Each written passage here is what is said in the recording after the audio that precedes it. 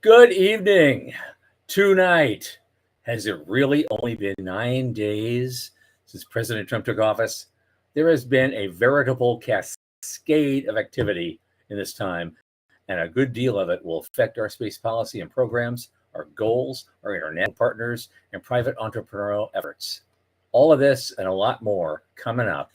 From the news desk at the Center for Space Commerce and Finance, my name is Thomas Andrew Olson, and this is the unknown quantity.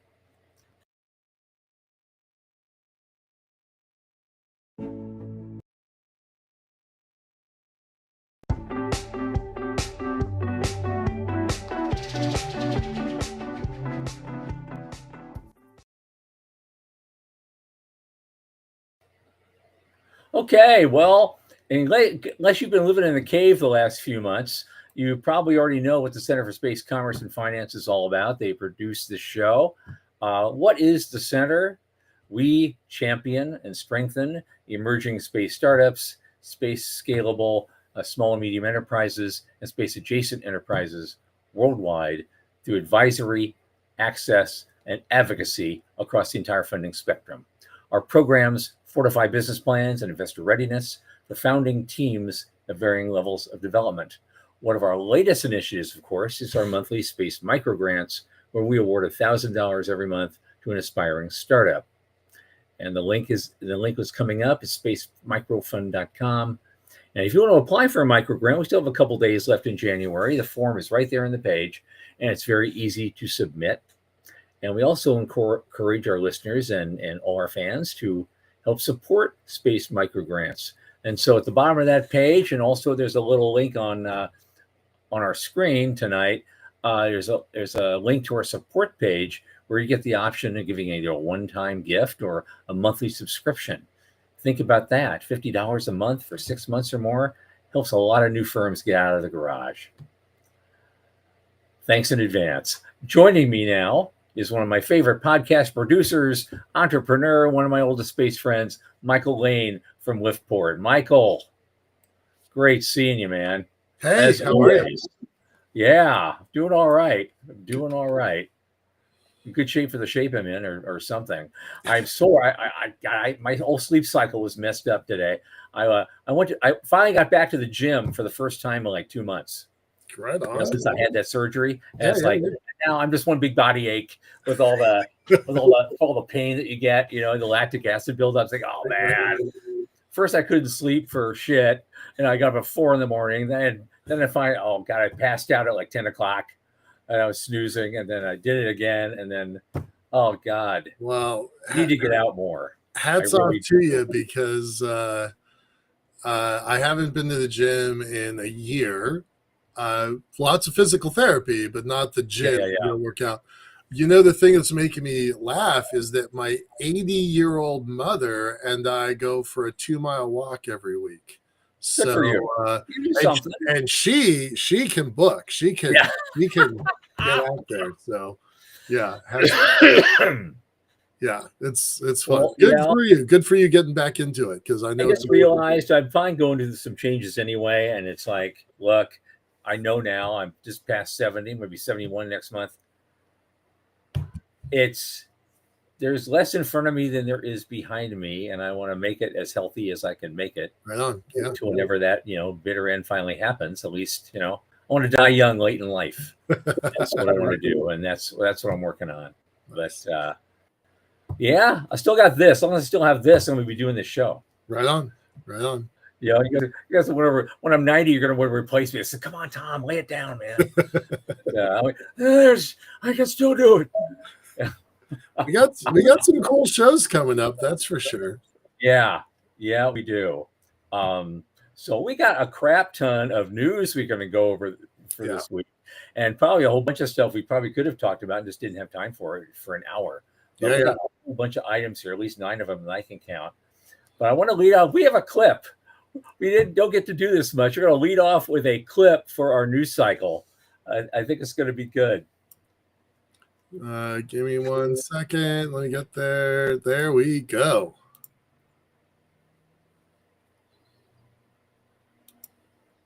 Into new and beautiful horizons and we will pursue our manifest destiny into the stars, launching American astronauts to plant the stars and stripes on the planet Mars.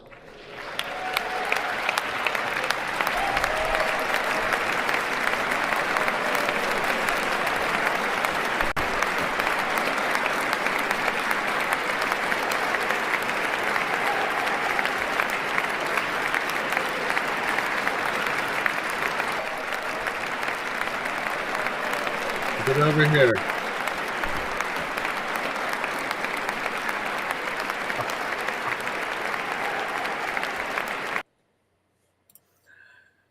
So yeah, the look on Elon's face is of course priceless on this. Right. And, but that reads up to our first topic now.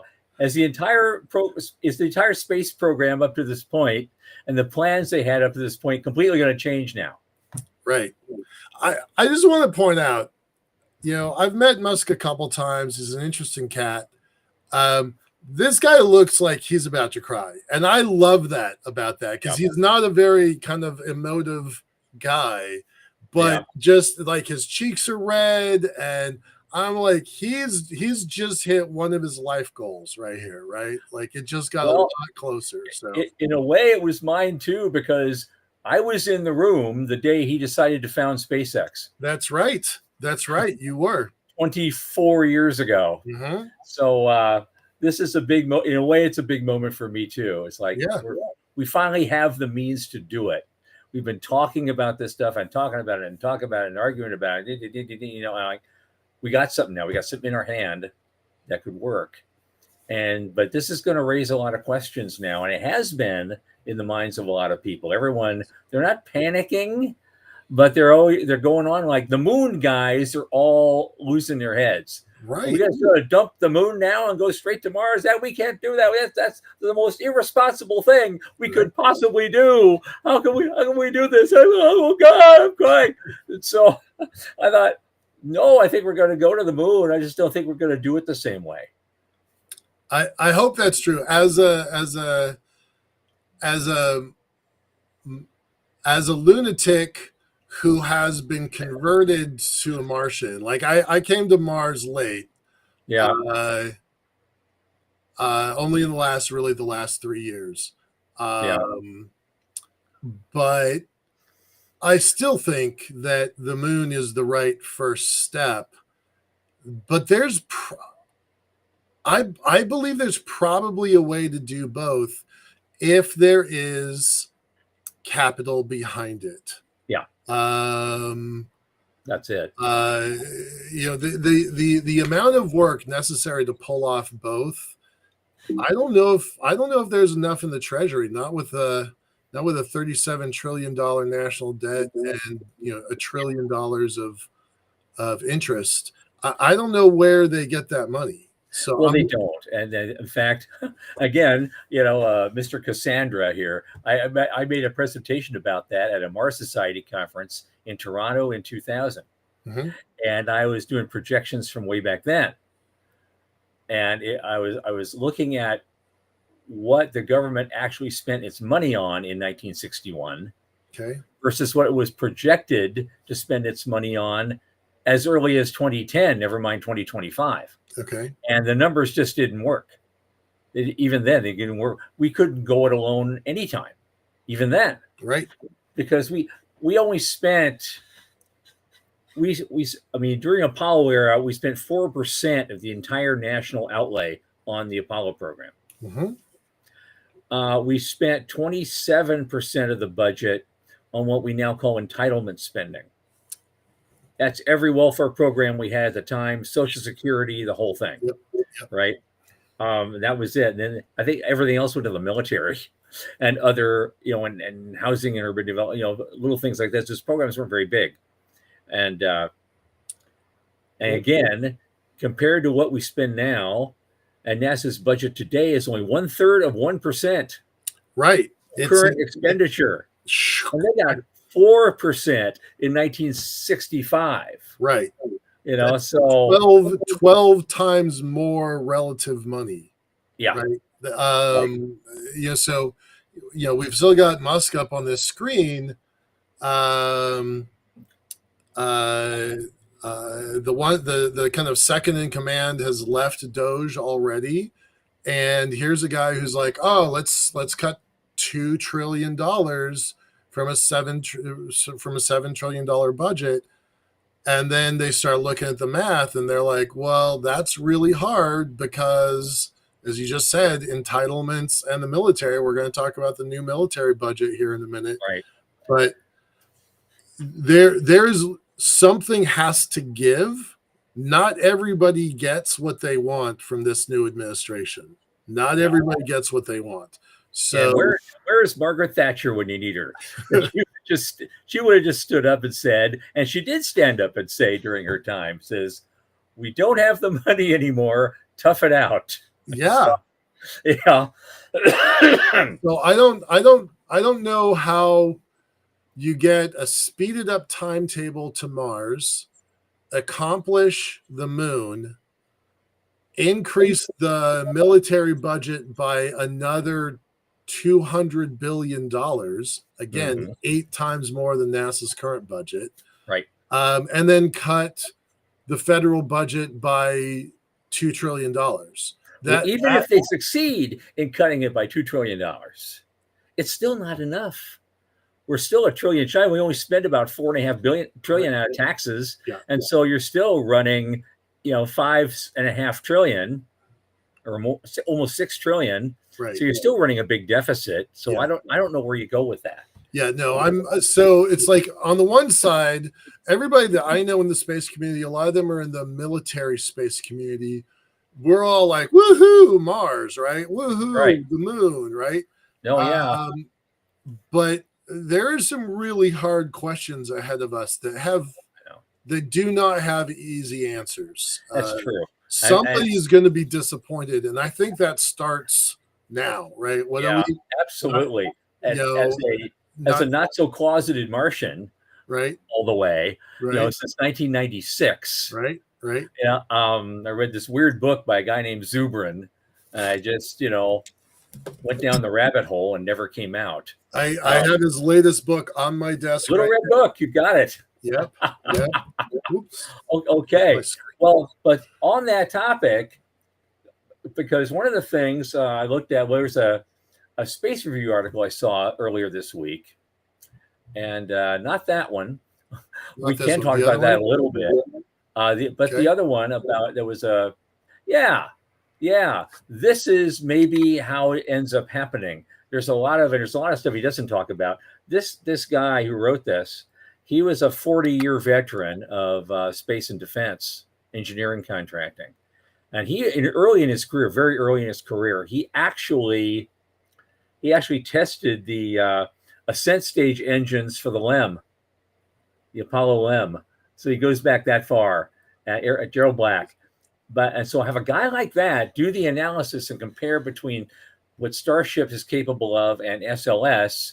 He ended up on the side of Starship all the way by a factor of 10, because it's just a cheaper, faster, better way of doing it. If we actually are serious about getting somewhere and getting it done in a reasonable amount of time. But I mean, he's just another guy who's expressing what many of us have expressed about SLS for years, for a decade. We've been talking about this. When it costs $4 billion to launch one of them, you're not going to get very far very quickly. That's just. What were you telling me about Orion versus? Oh yeah, the original. Well, I saw the original development cost for Orion capsules like $8 billion, and I think the development cost for the original Dragon capsule, not the human one, but the original one to carry cargo, was 1/10 of that. Wow. And it wasn't much doing after that to get it up to be a human-rated flight capsule. And so, is Orion really 10 times the capsule that? No, it's the other one is. I'm not seeing it. No. I'm just not seeing it. And he talks a lot about. So he makes a really elegant argument about. Listen, we're going down a wrong path. Let's fly out SLS 2 and 3, Artemis 2 and 3. 4 is kind of on the drawing board. It's still being worked on, but just nowhere close to being built. It wasn't going to be flying until 2028, and it was probably going to get pushed back to 29 anyway, because of all the the overruns and the the always glitches that show up. But 2 and 3 are pretty much built. Yeah, and so we'll probably go ahead with those. And one of those I think would be a landing mission. The third one would be a landing mission. The second one puts people in orbit around the moon for a while. And Artemis 3 was supposed to be a landing mission. And so you still get your flags and footprints. Right. But now we go to the workhorse stuff that'll actually get shit done. Nice. On the moon and beyond at a reasonable cost. And which is what Starship's supposed to be built for. And there may be other things. I know Blue Origin had a nice little lander, a cute little lander on the drawing board that they might be able to get some use out of down the road as well, if they can build it quickly and it can be operational in quantity. Well, everybody on this call knows that I'm a Starship fanboy. I coined the phrase. Michael Mealy and I coined the phrase Starship Singularity, and I think that absolutely everything changes once you hit the cadence that that SpaceX has talked about. The whole world changes, or point-to-point suborbital changes. Everything in LEO and GEO changes. Access to the moon changes. I don't think it's the solution for active development on the moon. The amount of exhaust that comes out of that thing, the lunar, I'm going to call it atmosphere. I know that that's not technically accurate, but the lunar atmosphere is so ridiculously thin. There's nothing to stop it, and the exhaust of this thing is going to be a kind of a disaster for the moon. So I don't think it's going to be the pretty picnic that other people think it is.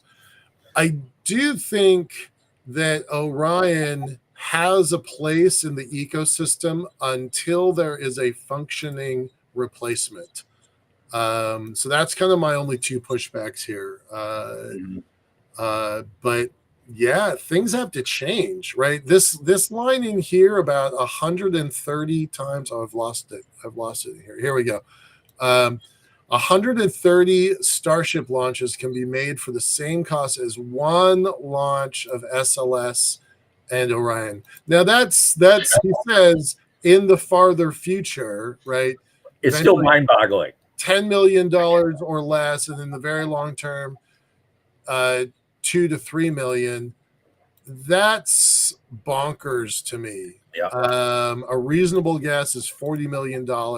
So that's the author saying that's what they're going to charge. Who knows? Nobody really knows.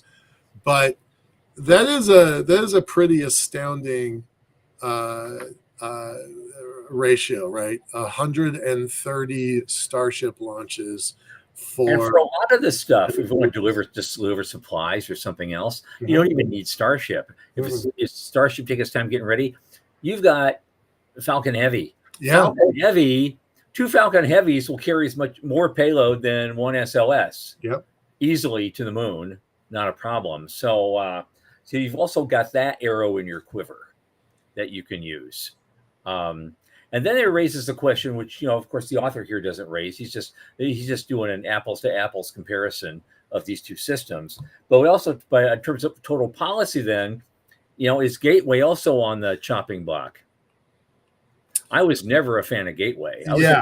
Like some people are never Trumpers. I was a never Gateway guy. I was a never Gateway guy. Right. I'm about 80% no Gateway, but I'm not 100%. That one, they're near rectilinear halo orbit. It's interesting. It adds both some complexity to my lunar elevator and some opportunity. Mm-hmm. So I'm about 80% no on that, but I'm not 100%. That's a lot of money you got to spend to build that thing. It is. And what do you get for it, right? And especially given this picture, is this going to stop Gateway from happening, right? Like that is a big open question. And there's a heck of a lot going on at NASA right now that nobody knows the answers to. Yeah. There is one article, one line here, almost a throwaway line at the end of this thing. I want to point out, yes, it's a game changer. We all know that. The space industry will flourish with Starship, and lots of new high-paying jobs will be created. All right, so add in that, and this is all supposition now. This is all guesswork. Sure. I'm not. I've got a pretty accurate crystal ball, but I'm not making any claims yet. If we already know that the administration is offering early buyouts, early retirements, lots of packages to quit the federal government. You've got a lot of really capable people working for NASA and also for the follow-on contractor roles that are all over, the Florida and Houston sites, right? Contractors outnumber NASA employees, I think 5 to 1 or 6 to 1. It's some big giant number like that. And you got a government that's about to actively start tightening its belt, and that means cutting staff and positions. How many of these super qualified, lifelong NASA employees are going to jump into industry? Does industry want them with their, I'm going to put in air quotes, bad habits, or do they want them with their institutional history and pedigree? I really don't know how you operate if you are, a medium-sized, large-size aerospace company. Do you open the gates and say, hey, come on in, we're hiring? Or do you be very selective like they have been and really focus on the entrepreneurial space sector is really focusing on new young engineers straight out of school that have trainable habits instead of. And that's the whole thing I was going to mention as well, because Elon even said it outright for a long time. He wasn't going to hire a bunch of ex-NASA graybeards, to do anything there, because he wants to get shit done. And so that's going to be true everywhere. I mean, I know a couple of guys, including my friend Dennis Stone, who was at NASA for, ran COTS and was there 38 years. And he picked up a great gig as director of business development at Avast. Yeah, right. Building the private things. And he's traveling all over the world and he's having a great time. Good for him. I didn't know about that. We're going to have him on the show soon. But that's the exception and not the rule. Yeah. So you look at opportunities over there, and even a guy like me, I'm still 35 up here, but it doesn't matter. They're going to say, I don't know, Tom. So I stick with the entrepreneurial sector because there, as long as you can keep producing something, there's no age limit. Yeah, be valuable. That's the only part that matters. That's it. All right, let's stick a little bit more with NASA for a moment and then shift gears. So another article, I'll post it to the chat here in a moment. Another article, I'm going to put a shout out to Jeff Faust and his team at Space News. Dr. Faust has been, has one of the most highly curated news sites for the space sector. It goes back 20 plus years that I know of, maybe longer than that. About as long as David Livingston. Yeah, right. Yeah, exactly. So I don't want to get into the top part of this article because that's all DEI stuff, and that's not our topic. But again, this uncertain future for Artemis,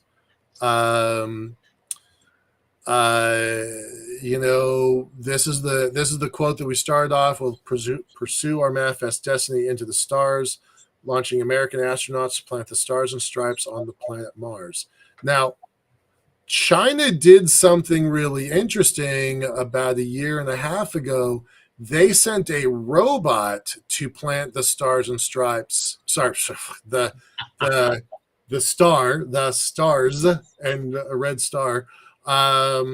They sent a robot to plant the stars on the moon. And a couple years ago, 3 years ago, I think, the Russians sent a robot to the bottom of the Arctic, and they sent a flag to the bottom of the Arctic. Again, those are kind of claims. So it would have been a lot easier if he had said launching American robots to plant the stars and stripes on Mars. Yeah. So this one line makes everything harder, and I think ultimately better. So things are changing. There are shakeups happening at NASA, like super, super fast. They've shut down giant programs. You want to talk anything more about Artemis, or have we said all the things we want to say about it? Well, there's so much else coming up. I just want to make sure the question was raised on this program. Artemis, it may be significantly changed. It may be dropped altogether and expend it, in favor of a new, more economical way forward. Right. And it'll probably also increase the speed at which things get done. And so I thought that was important to discuss. We have a lot more things. All right, let's move to the other things. Oh, here we go. This is your big for the day. I tell you, this is the craziest thing I've seen in a while. Sorry, I need to post it to the chat. Sorry, y'all. I just want to start talking about it. It's okay. Can you multitask? Can you talk and click at the same time? There you go. Good for you. All right. So this is an executive order out of the, I don't know, couple hundred executive orders that have been coming out of the White House lately. They are mimicking the system that Israel has in place to deal with missiles and airborne attacks. I don't believe that the United States is in the same perilous position that Israel is. But this is not a new idea. I remember as a kid, I'm 57 now, so a little bit younger than Tom. I remember when Reagan came out with his Star Wars program. Oh, yeah. And everybody freaked out. I remember. I know. I was in my 30s then. I was in my 30s then. I remember the Soviets were completely losing their shit over it. Yep. During those days, I was an actual card-carrying Republican, so I went to Reagan rallies during those days. Not so much anymore. But these were big things, right? So I was telling Tom before the show started, before he died, I knew Dr. Jordan Kerr, a little bit. He was really interested in space elevator technology, and in fact was a pioneer of beamed power using lasers. And he was a part of Reagan's team to work on this anti-missile system. And so to fast forward, over the past 40 years, to see it come full circle, to me, that is astounding. And what does that mean to the commercial space sector? Like, our job here on this show is to talk about the commercial space sector. It means space-based interceptors, the data lots and lots and lots of data, supply chain requirements, kinetic and non-kinetic systems, so lasers and rocks. It's a pretty big deal. There's a it's all sorts of things that can carry over into the commercial sector. Yeah, and actually add a lot of value. Yes, the commercial sector. When I saw this, it's an old timey phrase, but was something like, "It's raining soup, so grab a bucket." That was Robert Heinlein. Yeah, that's it. I couldn't remember the source, but yeah, it's raining soup. Grab a bucket. Grab a bucket. I've used that before. Yeah. This thing is a genuine game changer for the industry if they can pull this off. Again, we started this program talking about how much money is there. There's not. I don't know if there's enough money for this. There's a phrase. There's a phrase in the military that General Shaw came up with, which is space domain awareness. And the industry uses SSA, space situational awareness. There's not really a difference. There's not much of a difference between those two phrases, but you can tell whether you're talking to a civilian or a military person by whether they use SSA or SDA. I think space domain awareness is going to be a game changer. It's going to require on-orbit compute. It's going to require data centers in the sky. It's going to require sensors that are way more powerful than we currently have. The AI necessary to process this data is boggling in scope. There's 10,500, 11,000 objects in the sky that are man-made, and then 20,000 debris elements that are big enough to bother with, and then 1 million debris objects beyond that, millions of debris objects. Calculating if satellite 9942 does a plane change on the far side of the Earth and it comes out in a spot you weren't expecting, and then having a red alert alarm, that takes a lot of compute power. Sensors and compute on orbit are going to be a big thing. The satellites are out there are going to be a big thing. This is a game changer for the space industry. More than, and I'm going to say this honestly, more than most of the other things. We may not get to Mars anytime soon because I don't know if the budget's there. But if the budget is here for this, it's a game changer for the entire industry. Yeah. I think for a lot of this, we're still talking as though we're living in a world of severe limits. When we're looking out into the solar system, we realize there aren't any. Right. That's really the point. You have this picture, a buddy of mine puts out this picture of the galaxy, and there's this not even a speck at the edge going, you are here. And and what really drove it home, NASA recently, I think a year or so ago, they launched a probe to an asteroid called 16 Psyche. And apparently it's theorized it was part of the actual core of the planet or whatever it was that blew up to make the asteroid belt itself, billion years ago. Right. And so, but this thing, it has in it all sorts of heavy metals, millions of times the gold, silver, platinum, aluminum, steel, everything, rare earths, anything we've ever mined forever as human civilization, to a huge tune.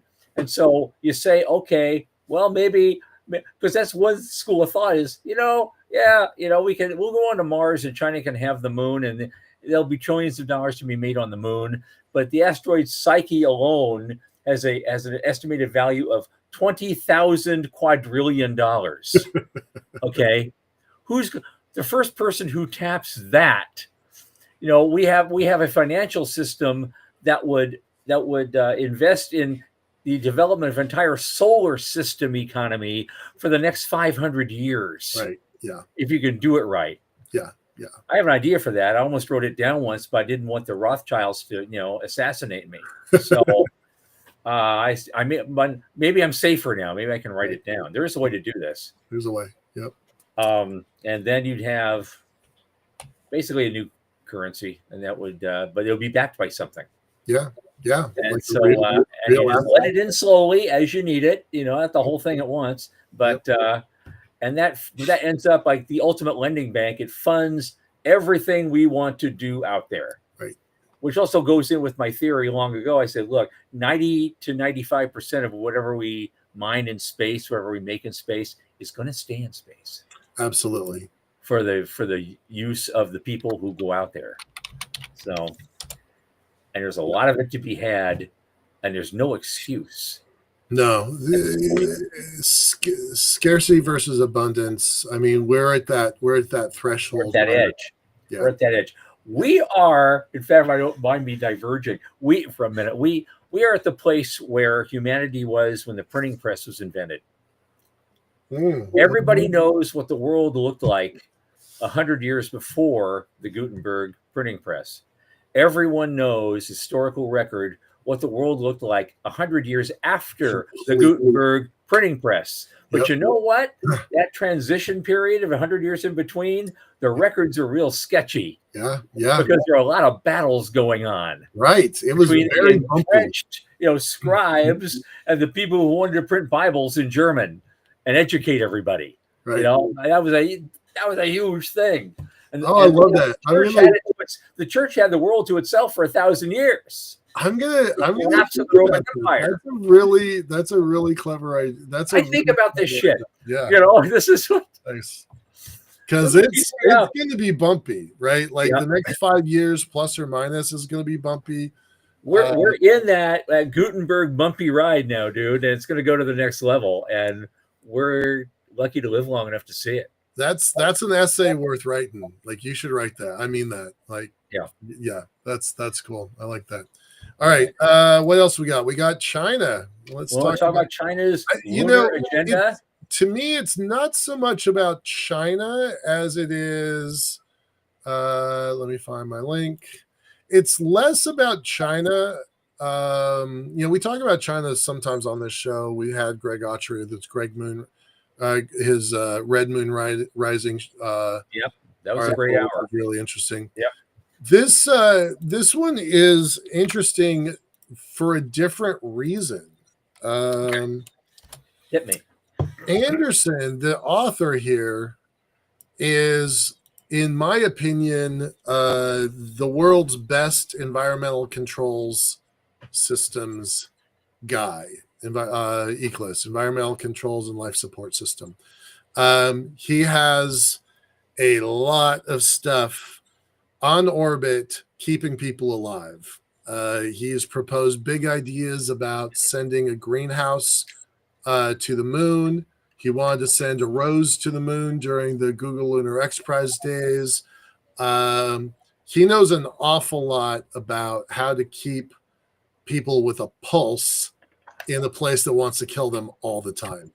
And, we have a lot of military people talking about, well, what about China? What about China? What about China? What was different about this one, it says most of the same things, but he talks about the space stations. He's like, they have tech that either we don't have or their tech is better than ours. And so this was a lot of the same things we've seen before, but Anderson comes at it from a completely different perspective that I had not seen, which is the life support component of it. They're going to get to the moon. They want to go to Mars. Their space station functions surprisingly well. And they have the tech. So it's one thing to do, like I said earlier in the show, a lot of my friends are in the military side of space. It's one thing to do saber rattling if you're a former military officer and you want people to know that there's a risk. it is something very different from a guy who, as far as I know, doesn't have any connections to the military, none that I'm aware of. Talking about from a purely technological perspective, that the tech is there, they have the means, they have the capabilities, and they're going. That was kind of a surprise. That was a surprise to me. Yeah. What do you want? You want to talk about that at all, or you want to move on? We got about. Here's the thing. I like the idea. This idea. Another weird idea. Here we go again. Yeah. Came to me while you were reading off of this. Maybe they have better tech. Yeah. That they've surpassed us in tech of some kind. They have. Now, is this? Do you think this might be one of the reasons that these guys, Trump and these guys, and the tech bros are pushing $500 billion into AI? It would sure speed up design and testing time, wouldn't it, on new stuff? It would. And improving things. There's keeping up or catching up or actually surpassing. There's some things that I don't really want to talk about on a public program that I'll talk to you afterwards. All right. But yeah, AI in space is an as yet underappreciated asset. I wasn't thinking about it in space. I was just thinking in general. As a technology design tool. Yep. To keep us ahead of the game in perpetuity everywhere. I hope so. That is the plan.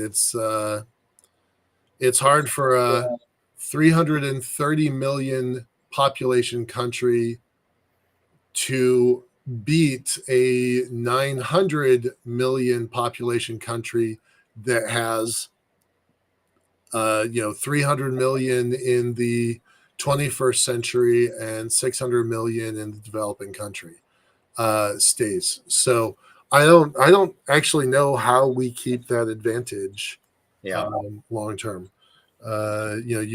You talked about that 100 years plus or minus the Gutenberg Bible, but I actually think an equal marker would be the 100 years plus or minus when the British Empire, the sun didn't set on the British Empire until it did. Right. And usually they don't see it coming until just before it happens. Right. And I think we're in that 100-year bumpy period there also, same as the Gutenberg. So this is an interesting article from a technology perspective. One of the things that came out the other day was that China was able to make oxygen in a new way from lunar regolith. And so it's like, okay, that's just one more thing. So yeah, it's interesting how these things are starting to kind of fall into place. Yeah. Okay. We only have about 15 minutes left. I want to kind of get through a few more of these. Yeah, a couple of these things. I know you wanted to. What was it? Was the new money for DoD or Space Force zeroed out? So I don't. This is odd. Like this.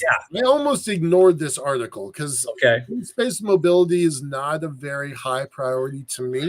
I know it is. The phrase they use is maneuver without regret.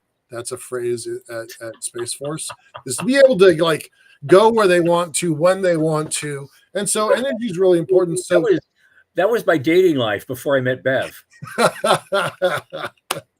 Right. That's funny. Maneuver without regret. It was so the idea that they didn't ask for more money in space mobility was a little surprising. I was about to ignore this article until I came to this part.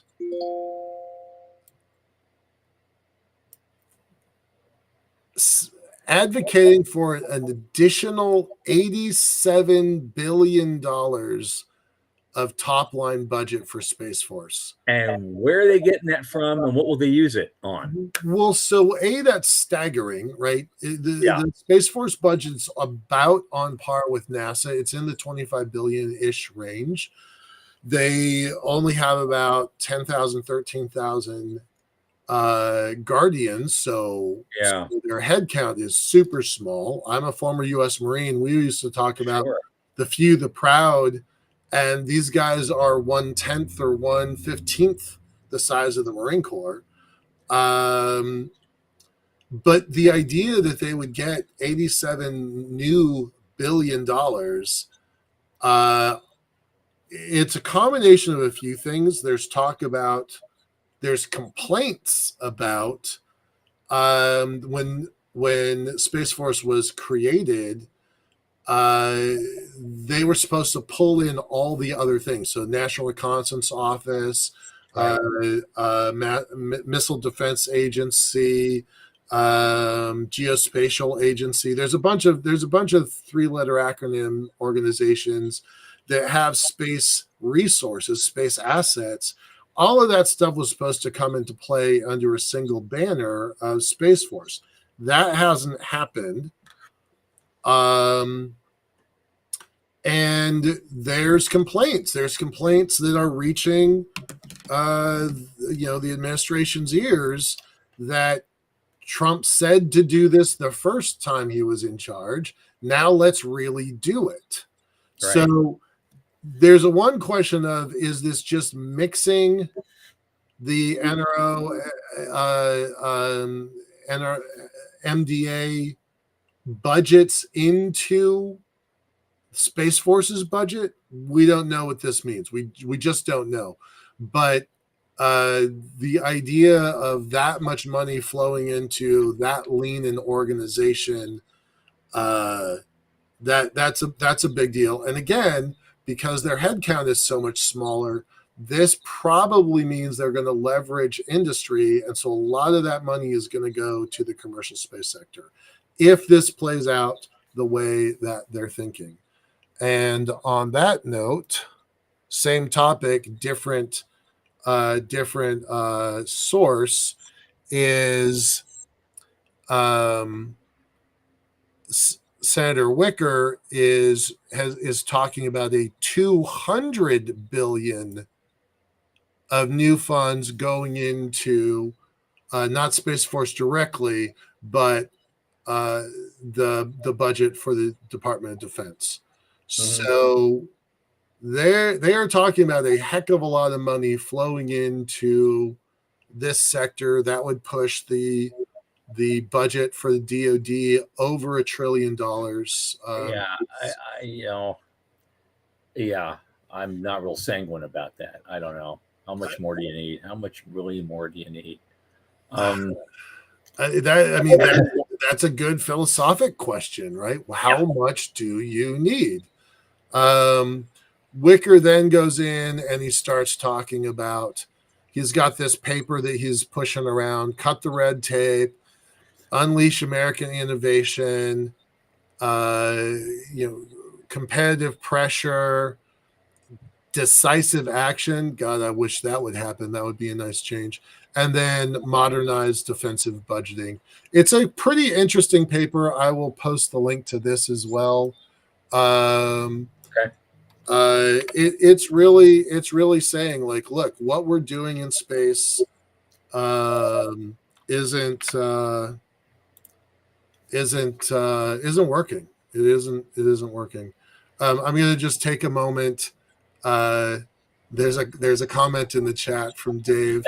I just wondered if you saw that. I was going to bring it up. Dave's a good friend of ours, and he's I think he's still working. Hey, Dave, good to see you, brother. He's still working. He's still working at NASA Glenn, I believe. Yeah. So yes, I did 4 years. They were good years. I was glad to get out. I compare that to my mom did 3 years in the Army. My dad did 33 years in the Army. Aunts, uncles, cousins, grandparents, grandfathers, Army, Navy, Air Force. I'm only one of 2 Marines in my whole extended family, so pretty proud of that. But yeah. So it does. It surprises people. Can't you tell by the haircut? I'm just kidding. Yeah, I was in the Marine Corps straight out of high school. Boot camp as a San Diego Hollywood Marine, and Okinawa, Korea, and Quantico, Virginia. So that's where I went. Yeah. Hey, so surprise. Yeah. Well, but on that topic about all that, I mean, we have a couple of things. We have a few minutes. Yeah. I think we can cover like two things real quick, and then I'll have some commentary. But the first thing is that that Payload Space article, the hottest trend in space is a defense pivot. Yeah. I love that. I love that. It was that some guy said, if I had a nickel for every time I saw that, my whole company would be funded. I wouldn't have to raise money anymore. Oh, it's insane. There's all the time. There's a lot of money. The entrepreneurial sector needs to find a client, right?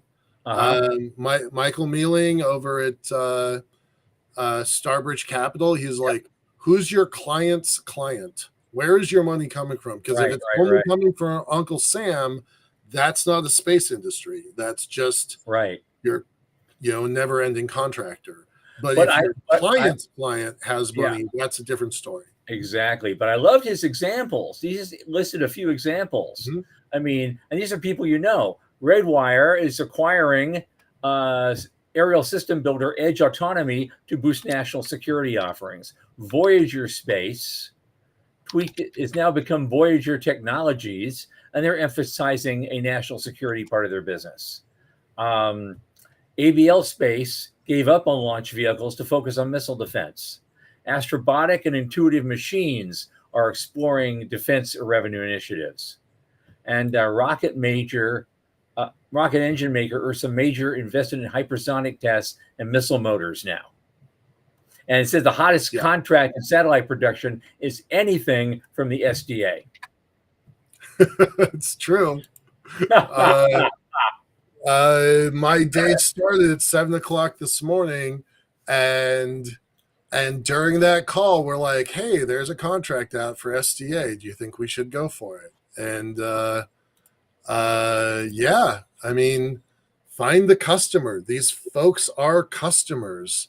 Non-dilutive capital. It's good for it's good for the industry, but again, is that a sustainable path? Right. It's all well and great. Like I made that joke about raining soup, but is this sustainable? We just saw everybody was excited about going back to the moon up until the moment when they're like, oh, let's go past the moon and go to Mars, right? So, who's the customer's customer? I would love to go and get an SDA contract. I think that would be awesome. This is the line you were quoting, by the way, which I love. Yes. I had a nickel for every space company that pivoted to national security. Well, I wouldn't need to raise another round. It's true, right? Yeah. Well, he's got a good point, and that pivot, it saves you from being part of that trail of wreckage that we have seen of all the companies that have, gone flat in the last 25 years or more. So if you can pivot somehow and make it work, but then, if the demand for that kind of stuff drops, you have to learn to pivot again. And I hope they can figure out a way to do that, which is great. One more thing before I finish up. Stoke Space. What do you know about these guys? Because they just raised a C round worth $260 million. And I didn't hear much about them until all of a sudden I did. Right. You don't know them until you do, right? So so Stoke is a local Seattle region company. All the stuff that they're showing on their screen right now is actually be done in Eastern Washington on the other side of the mountains. But they have a radically different design system than any other rocket. And I don't use that phrase lightly. It is a radically different design than any other rocket. Designing for reusability from day one. They are trying to go for the holy grail of airplane-like turnaround. I don't have any control over this video, otherwise I'd stop it at a few points. Sure. But take a look, if they come back to it, the shape of their where the fire comes out, their engine part, it's a ring all the way around the outside of the rocket on the edges, and it's designed to come back home with a radically redesigned heat shield system. Sure. It's straight out of science fiction. They're backed by a lot of the Seattle area billionaires. Gates, I think, was one of the first ones in, but he's not the only one. That's their fairing. That's their re-entry fairing on the bottom of that. If you could just see that for just a moment. Yeah. From what I understand, they want to build a fully reusable 2-stage to orbit. Everything can be used again, and they can carry 3,000 kilos in that configuration. Yeah. So it's a good start for a small sat, let's say, launcher. They could probably make some real difference in the turnaround costs. Yeah, the launch cost. So and they've raised $500 million. To put that in perspective, that's the same amount I need for my lunar elevators. So I always love it when they're like, oh, and these are all the people that funded us. So I'm like, oh, and you just need to call all of them. That's all I need to do. Okay. Yeah. All right. Stoke is an interesting play. They want to out Elon. They're really brazen about it. So more power to them. Other people do too, but these folks actually have the engineering and the cash behind them that makes it possible.